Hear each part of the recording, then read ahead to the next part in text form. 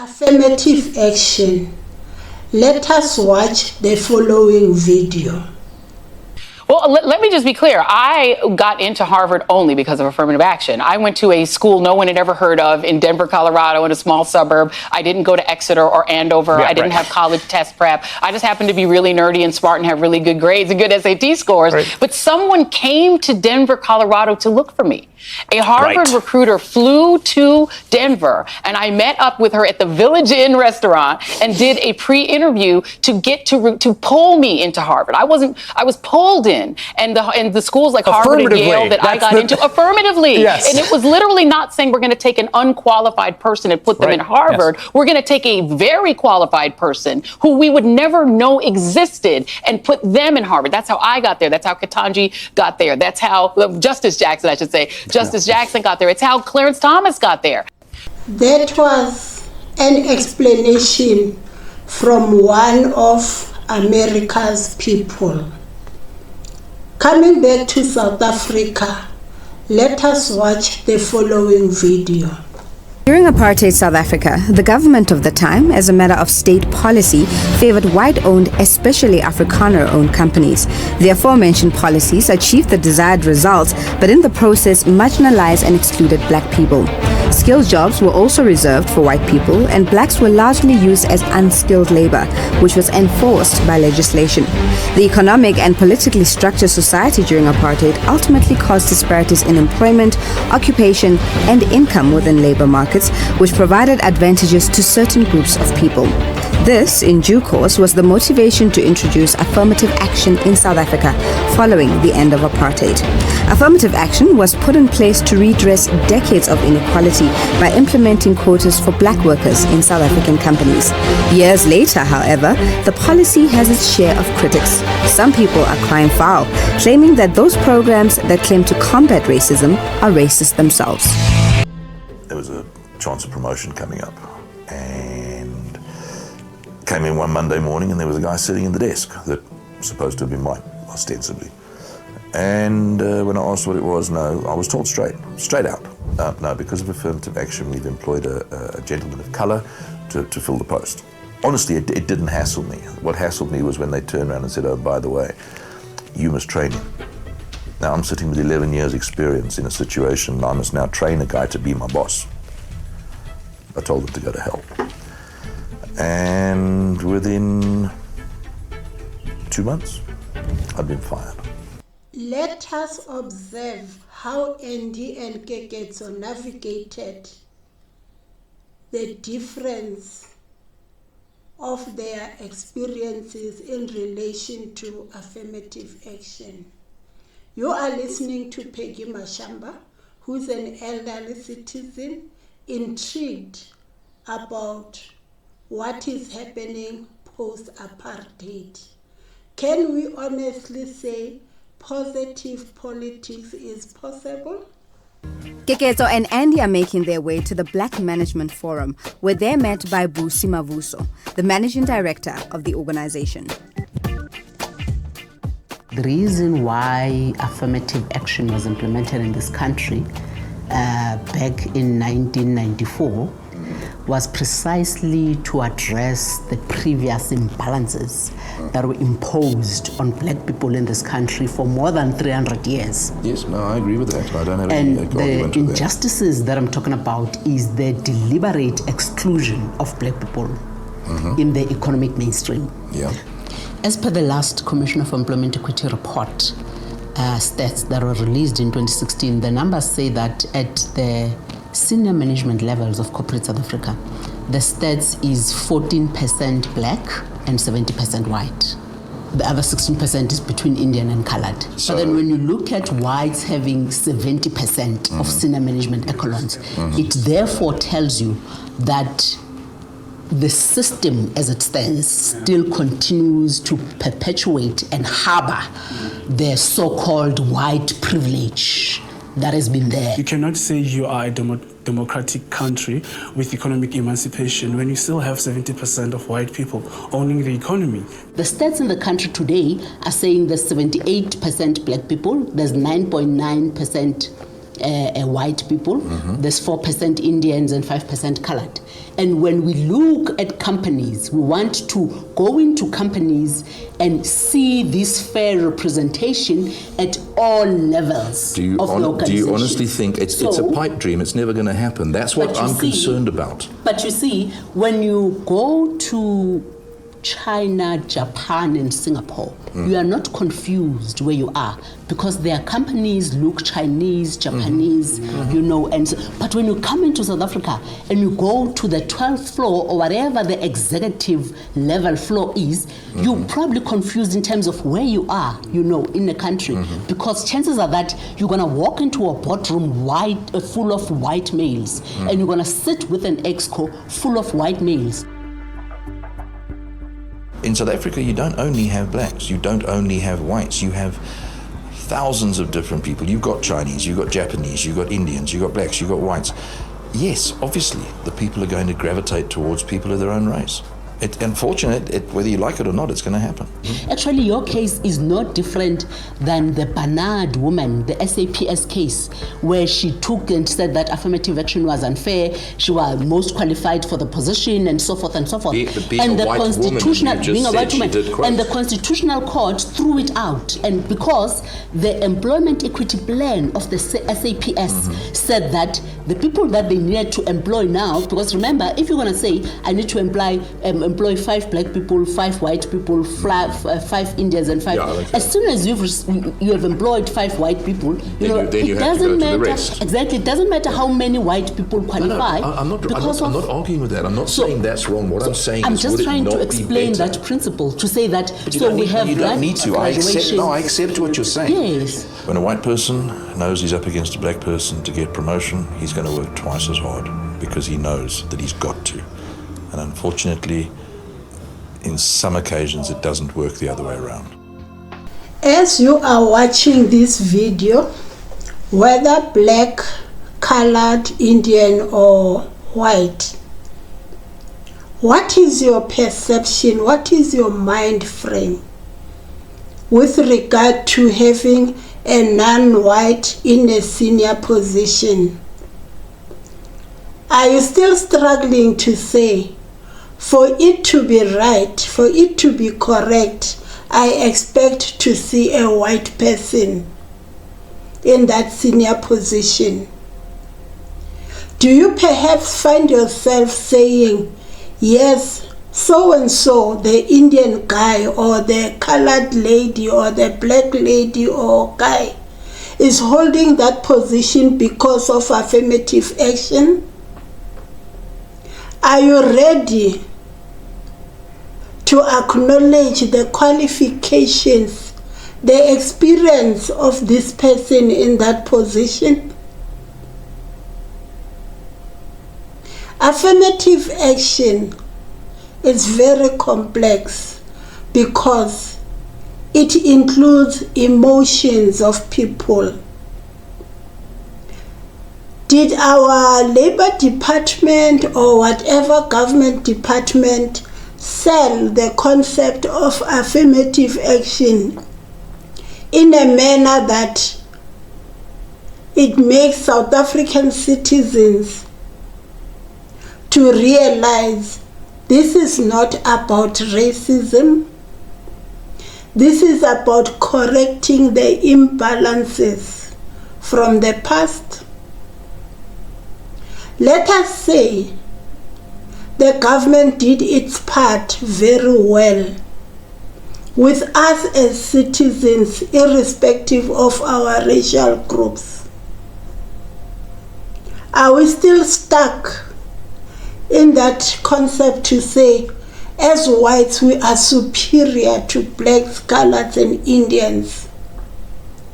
You grew up realizing or learning to say, you have to look after these people. You have to think for them. You make decisions for them. And then now you have a challenge to say, that person who is non-white maybe is even more qualified than you, but in your mind frame is, you will never trust to say this person can make a proper decision. I've heard some of our white colleagues, there was one lady, she was actually laughing about it, telling us to say, as white children, they were taught by their parents to look after the nanny, to look after the garden boy, to guard what they are doing. She was now seeing the funny side of it, to say, we were children then, we were very young. Our safety dependent on this nanny and this garden boy, but we were always made to feel we are superior to them. Are you perhaps, if you are one of those white people who is struggling to accept a non-white, to say this person can be senior to me career-wise, position-wise, in the place of employment, and then you still feel obligated, I must help make decisions for him or her? Same, it goes to us as blacks, coloreds, and Indians. Are some of us struggling to accept, to say, a non-white can come up with decisions that are as good as that of the previous white person who was in that position, or even better decision making?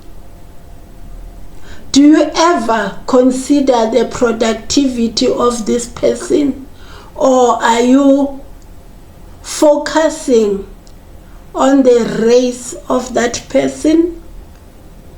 Let us watch a continuation of the experiences of Andy and Kekezo. It's day 2 in Tembisa, and unemployed graduate Kekezo Mashiko is taking 54-year-old entertainer Andy James, who believes that affirmative action is apartheid in reverse, to Lily's Leaf Farm, a World Heritage Site that was a safe haven for some of South Africa's struggle icons, where they're met by the CEO, Nicholas Wolpe. You feel frustrated because you feel that you are not benefiting from the new South Africa. I am very critical of the white population in this country because we still, to some degree, have not taken responsibility for 300 years of persecution. We tend to forget history, and it becomes a nightmare for a lot of us. So now, my experience of Andy is that he is one of those white people who tend to suffer from amnesia, and they actually deliberately choose to forget the history of the country. My father, in fact, in 1973 wrote a seminal paper where he argued that apartheid was not driven by race, but was driven by economic imperatives, which race was used as the tool and mechanism, just like the Jim Crow laws back in the 1800s in America had the same thing. If we understand that, then we can start to say, how do we address the balances? White people must understand that there needs to be a readdressing the economics. I have been advocating that we need to take the preamble of our Freedom Charter and make it a pledge. I'm leaving here with a totally new respect for the CEO of this place. The man knows his stuff. Number two, the whole Freedom Charter isn't just in the favor of, excuse my comment, but it's not just in favor of black people. It's in favor of all South Africans, of which I'm proudly one. How many people, including myself, can honestly say we understood the word apartheid or the outcome of apartheid as not being based on race, but it was due to whites protecting their economy? Can we honestly say amongst ourselves, blacks, colored, whites, and Indians, blacks or Indians, they understand the principles or the policies of apartheid, of affirmative action, far better than whites? Are we perhaps all just concentrating on statistics as told by HR departments? At the same time, the human resource departments, those managers and HR officers, how safe are they emotionally, psychologically? How safe are they from depression, from their seniors? I mean the CEO of the company, the directors.